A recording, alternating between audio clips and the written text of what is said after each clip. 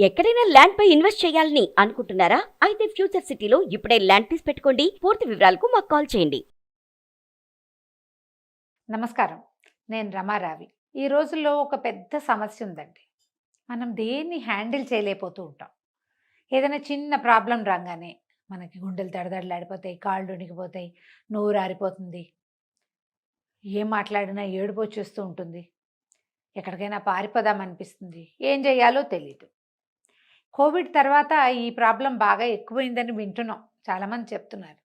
అదే కాకుండా post partum అంటే డెలివరీల తర్వాత కూడా, లేదా ఏదైనా ఆపరేషన్ అయిన తర్వాత, డెలివరీస్ తర్వాత ఆపరేషన్ తర్వాత అక్కడి నుంచి ఏదైనా పెద్ద ప్రమాదానికి లోనయ్యి కోలుకున్నాం అనుకోండి, దాని తర్వాత కూడా ఏదో కొంప మునిగిపోతుంది అనుకుంటాం, తర్వాత మెల్లిగా కోలుకుంటాం. కానీ అలాంటప్పుడు ఏంటంటే ఈ భయాలు మొదలవుతాయి ఏదో ఒక విషయం పట్ల.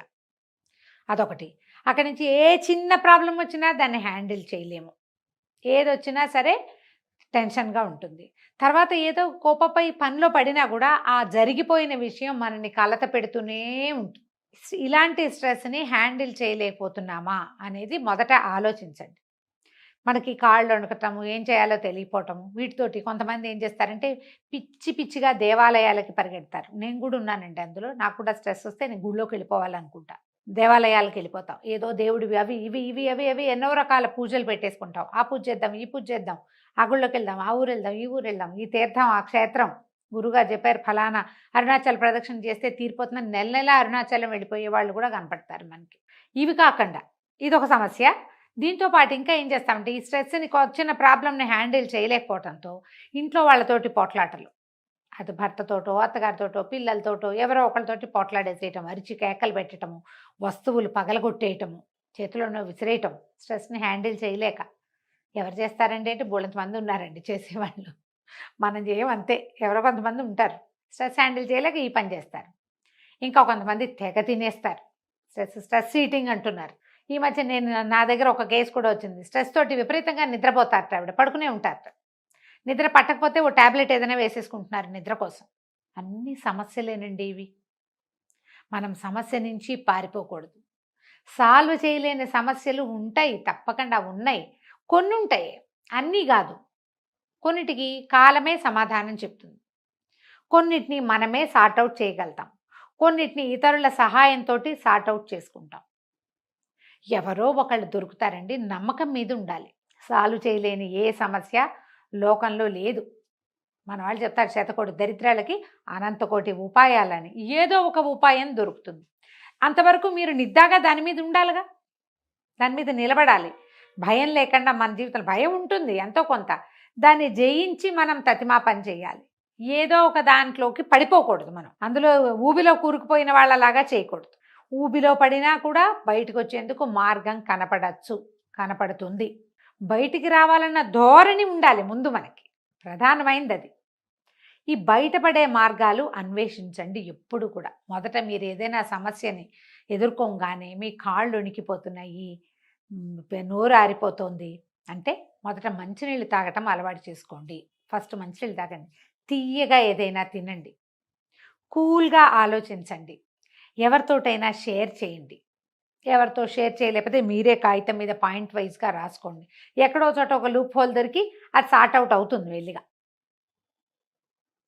దేవుడి దగ్గర కూర్చుని ఓపెన్గా చెప్పుకోండి, నాకు ఈ పరిస్థితి ఉంది, నాకు ఇలా వచ్చింది అలా వచ్చింది అని.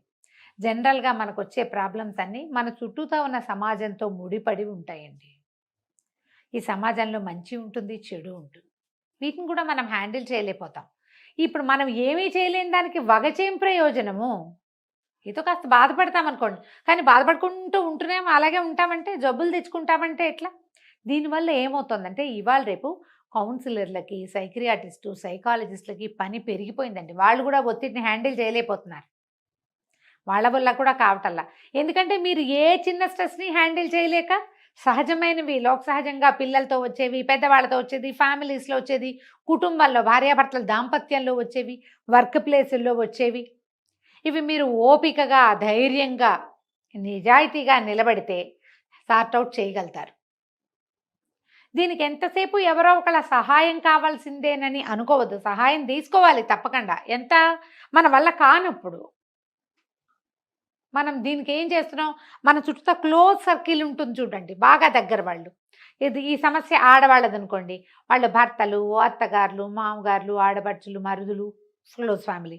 అమ్మ, నాన్న, అన్నయ్య, అక్కయ్య, చెల్లి ఉంటే వాళ్ళు, మన మేనత్తలు, మన పెద్దమ్మలు, మన పిన్నులు, వీళ్ళెవరిదైనా సహాయం తీసుకోవాలి. దీనికోసం మీరు మానవ సంబంధాలు బాగుపరుచుకోవాలి. ఇది పెట్టుకోవాలి మొదట. తర్వాత క్లోజ్ ఫ్రెండ్స్, క్లోజ్ కలీగ్స్. ఒక్కొక్కసారి మన వర్క్ ప్లేస్లో వాళ్ళు కూడా మనకి ప్రాణ స్నేహితులుగా ఉంటారు.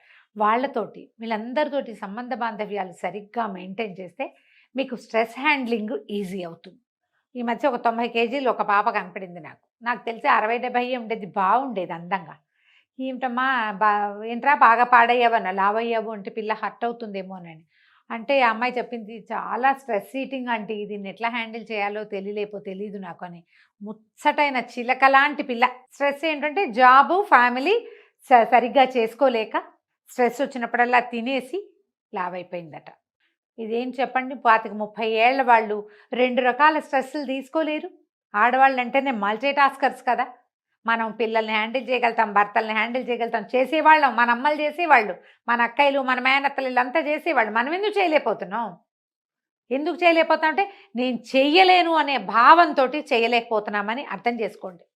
అమ్మో నా వల్ల కాదు, ఇలా అయితే నా వల్ల కాదు, అదైతే నా వల్ల కాదు, ఇవన్నీ నేను చేయలేను, ఇదంతా నాతోని కాదు, ఈ డైలాగులు. I can't handle this anymore ఏమంటారు, I won't handle this anymore. ముందు ఐ కాంట్ అంటారు, నా వల్ల కాదు అని, తర్వాత నేను చేయను అంటారు. చేయనంటే ఇక నిన్నెవడు హ్యాండిల్ చేస్తాడు? పూట ఎవరు చేస్తారు మన హ్యాండ్లింగ్? మనమే చేసుకోవాలి కదా. దాంతోపాటుగా మనకి పిల్లలు ఉంటారు, మనకి ఫ్యామిలీ ఉంటుంది, మన ఉద్యోగంలో కొన్ని బాధ్యతలు ఉంటాయి, సమాజం పట్ల మనకి కొంత బాధ్యత ఉండాలి మనుషులంగా. అవన్నీ ఎట్లా అవుతుంది? అవన్నీ ఎలా చేయగలుగుతాం? ఆలోచించండి.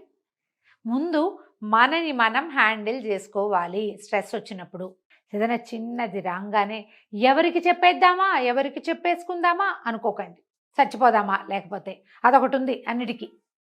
చచ్చిపోతే పీడ పోతాను, నువ్వు చచ్చిపోతే నీ పీడ పోతుంది, నీకు పోతుంది, నీ పీడ మిగిలిన వాళ్ళకి పోదుగా. సమాజం మీద నువ్వు వేసే ముద్ర ఎప్పటికీ పోదు. హ్యాండిల్ చేయలేకపోతే చచ్చిపో అని నేర్పిస్తున్నావు నువ్వు. అదే మనం మనుషులుగా నేర్పించాల్సింది కాదు కదా. నిలిచి నిలబడి ఎదురొడ్డి పోరాడండి. సమస్యలందరికీ వస్తాయి. దైవ సహాయం తీసుకోండి, స్నేహితుల సహాయం తీసుకోండి, కుటుంబ సహాయం తీసుకోండి. ఇదేమీ కుదరకపోతే నా ఓటి పెద్దక్కయ్యలు ఎవరో ఒకళ్ళు దొరుకుతారు, వీళ్ళ సహాయం తీసుకోండి. స్ట్రెస్ని బీట్ చేయండి. నాకు 2 మార్గాలు ఉన్నాయండి. చెప్పేయండి, చింపేయండి, 2. ఎవరో ఒకళ్ళకి చెప్పుకోవాలి. 3-4 చెప్పేస్తే తేలికైపోతుంది. తర్వాత అదే అవుతుంది, జరగాల్సిన వ్యవహారం మెల్లిగా ఎట్లా అవ్వాలంటే అట్లా అవుతుంది. ఇందులో డబ్బులు ముడిపడి ఉంటే పోతాయి. ఇవాళ పోయిన డబ్బులు రేపు రావు, అవే వస్తాయి, ఏం కాదు, ఇలాగని ధైర్యం చెప్పుకోండి. 2వది చింపేయండి. రాసి ఆ కాగితం చింపుతూ ఉండండి. దాన్ని ఎంత చిన్న ముక్క వీలైతే అంత చిన్న ముక్క చింపేసేయండి.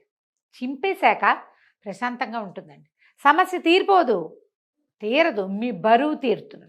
సమస్య దానంతటి సమయం తీసుకుని తీరుతుందండి. మనం చూడండి, ఒక అర గ్లాస్ అన్నం వండాలనుకోండి, ఎంతలోకి వండుతామండి? కుక్కర్లో పెడితే 2 విజిల్స్ రాగానే అయిపోయింది. నాలాగా ఇతర గిన్నెలో పెట్టి కుక్కర్ మీద స్టవ్ మీద పెట్టామనుకో 10-12 నిమిషాల్లో 10 నిమిషాల్లో అవుతుంది. అదే మనం 5-6 గ్లాసులు ఇంత గిన్నె పెట్టామనుకోండి, రైస్ కుక్కర్ అయినా ఒక 30 గంట పడుతుందా? కుక్కర్లో అయినా ఉడకాలా? అదంతా వేడెక్కాలి కదా. సమస్యని బట్టి పరిష్కారం ఇట్లాగే లేట్ అవుతుంది. రోజు వండుకునే అన్నమే ఉదాహరణ ఆలోచించండి. సమయం తీసుకుంటాయి కొన్ని.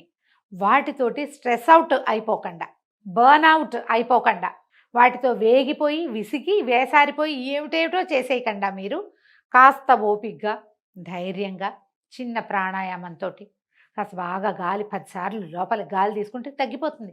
ఇవాళ రేపు నేను ఇంకోటి కూడా వింటానండి, ఏమిటది, పానిక్ అటాక్స్, స్ట్రెస్ అటాక్స్, ఇవన్నీ వచ్చేస్తున్నాయి. అంటే ఏదైనా సమస్య వచ్చేసరికల్లా వీళ్ళకి దడొచ్చేస్తుంది, కళ్ళు తిరిగిపోతాయి. ఏంటండి, మన అమ్మలు పాతకాలంలో హాస్పిటల్స్ లేవు, మందులు లేవు, మాకు లేవు, మన 14-15 మందిని కనేవాళ్ళు, ఎంత పనైనా చేసేవాళ్ళు, పొద్దున్నుంచి పొద్దుదాకా పనిచేస్తూ ఉండేవాళ్ళు, దేనికి ఏ యంత్ర సహాయము లేకుండా. మరణాలు సంభవించేవి ఇళ్లలో. అవన్నీ ఎట్లా హ్యాండిల్ చేస్తారండి? మనం ఏమిటి 1-2 పిల్లలతోటి ఇవి కూడా చేయలేకపోతున్నాం. అన్నిటికీ స్ట్రెస్ అటాక్స్ వచ్చేస్తే ఎట్లా? మనకి అటాకులకి సమయం ఇవ్వద్దండి అసలు. నాకు స్ట్రెస్ అటాక్స్ వస్తాయి, నాకు పానిక్ అటాక్స్ వస్తాయని ఒప్పుకున్నావా, అది మన నెత్తి మీద భూతంలాగా ఎక్కిపోతుంది. ఎక్కించుకోకండి, దించేసుకోండి బరువు. ఎవరో ఒకరికి చెప్పండి అమ్మా, లేదా మీకు మీరు చెప్పుకోండి. ఏదైనా ప్రార్థన చేసే అలవాటు చేసుకోండి. ప్రార్థన తేలిక చేస్తుంది. ఎవరికైనా సహాయం చేసే అలవాటు ఉంచుకోండి. ప్రార్థన, సహాయాలు ఇవి రెండు మిమ్మల్ని ఇలాంటి టైమ్స్లో, అంటే ఈ స్ట్రెస్ వచ్చిన సమయంలో ఆదుకుంటే. ఆలోచించండి, స్ట్రెస్కి దొరికిపోకండి. ఆలోచిస్తారు కదా. నమస్కారం.